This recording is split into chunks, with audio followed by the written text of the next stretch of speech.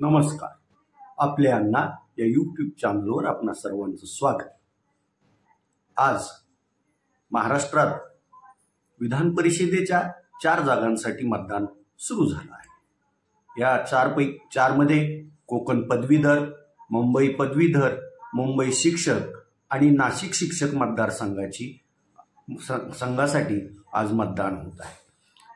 मुंबई पदवीधरमधून माजी मंत्री शिवसेना उद्धव बाळासाहेब ठाकरे पक्षाचे अनिल परब विरुद्ध भाजपचे किरण शेलार अशी लढत होत आहे. तर या मुंबई शिक्षक मतदारसंघात शिवसेना उद्धव बाळासाहेब ठाकरे पक्षाचे अभ्यंकर आणि भाजपचे उमेदवार अशीच लढत होणार आहे. इकडे कोकण पदवीधर मतदारसंघात भाजपचे त्या मतदारसंघातील विद्यमान आमदार असलेले निरंजन डावखरे यांच्याशी काँग्रेस पक्षाचे सुरेश कीर ही लढत देत आहे. हा जवळपास पूर्ण कोकण पट्टा व्यापणारा असा कोकण पदवीधर मतदारसंघ आहे.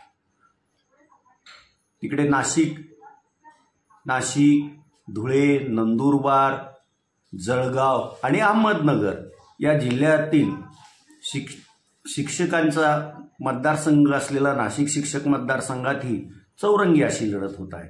इथं शिवसेना उद्धव बाळासाहेब ठाकरे पक्षाचे संदीप गुळवे, शिवसेना एकनाथ शिंदे पक्षाचे किरण दराडे, राष्ट्रवादी अजित पवार पक्षाचे भाऊसार आणि भाजपतील बंडखोर असलेले अपक्ष उमेदवार विवेक कोहले अशी इथं चौरंगी लढत होत आहे.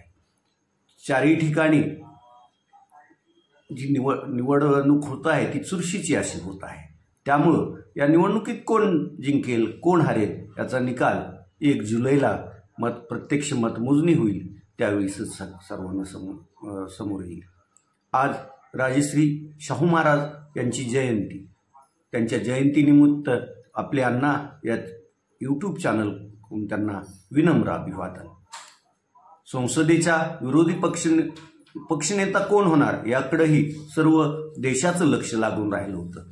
काल उशिरा इंडिया आघाडीची बैठक पार पडली आणि तेथे त्या बैठकीत विरोधी पक्षनेते म्हणून राहुल गांधी यांच्या नावावर शिक्कामोर्तब झालं. राहुल गांधी आता संसदेचे विरोधी पक्षनेते होतील असंच एकंदरीत चित्र आहे. आज 19व्या लोकसभेचं कोण अध्यक्ष होणार याकडेही सर्वांचं लक्ष आहे. एनडीए आघाडीने ओम बिर्ला यांची उमेदवारी निश्चित केली आहे, तर इंडिया आघाडीने काँग्रेसचे ज्येष्ठ संसद सदस्य की रमेश यांचं उमेदवारी दाखल केली आहे. आत्तापर्यंत 1952 ते आत्तापर्यंत लोकसभेच्या अध्यक्षपदासाठी फक्त 2दा निवडणुका पार पडल्या आहेत. पहिल्या वेळी माळवणकर विरुद्ध शेकापचे शंकरराव मोरे अशी लढत झाली होती. त्या निवडणुकीत खुद्द विरोधी उमेदवार असलेले शंकरराव मोरे यांनीही माळवणकर यांना मतदान केल्याचं सांगितलं जातं आणि त्यावेळेस माळवणकर हे विजयी झाले होते आणि शंकरराव मोरे यांना 50च्या पुढं मतं पडली होती. त्यानंतर दुसऱ्या वेळी झालेली निवडणूक ही अशीच एकतर्फी झाली होती. आता आज जर निवडणूक झाली तर ही भारताच्या लोकसभेच्या याच्यातली 3री निवडणूक होईल. मात्र निवडणूक बिनविरोध पार पडावी हे आज सकाळी 10 वाजेपर्यंत प्रयत्न सर्व बाजूकडून होत राहतील आणि शक्यता ही निवडणूक बिनविरोध होईल आणि ओम बिर्ला हे दुसऱ्या वेळी लोकसभेचे अध्यक्ष म्हणून निवडले जातील. तिकडं वेस्ट इंडिज आणि अमेरिका यांनी संयुक्तपणे आयोजित केलेल्या T20 विश्वचषक स्पर्धेत उद्या सकाळी 6ला दक्षिण आफ्रिका आणि अफगाणिस्तान यांच्यात पहिला उपांत्य सामना होईल, तर संध्याकाळी भारत विरुद्ध इंग्लंड असा सामना होणार आहे. या विश्वचषक स्पर्धेत 2 गोलंदाजांनी मिळून 3 हॅट्रिक केले आहेत. त्यात ऑस्ट्रेलियाचा पॅट कमिन्स यानं सलग 2 डावात हॅट्रिक केली. हॅट्रिक म्हणजे सलग 3 चेंडूवर 3 गडी बाद करणं. आणि पॅट कमिन्सनं बांगलादेश आणि अफगाणिस्तान यांच्या विरोधात ही कामगिरी केली.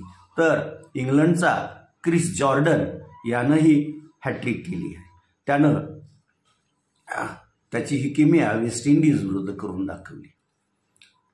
27ला उपांत्य फेरीतील जे दोन संघ विजयी ठरतील ते 29 जूनला अंतिम सामन्यात खेळतील. आणि त्यानंतर यावर्षी या 9व्या हंगामाचा T20 वर्ल्ड कप चषक विजेता कोणता संघ असेल ह्याचं आपणाला उत्तर तिथं मिळेल. तुर्तास एवढंच. धन्यवाद.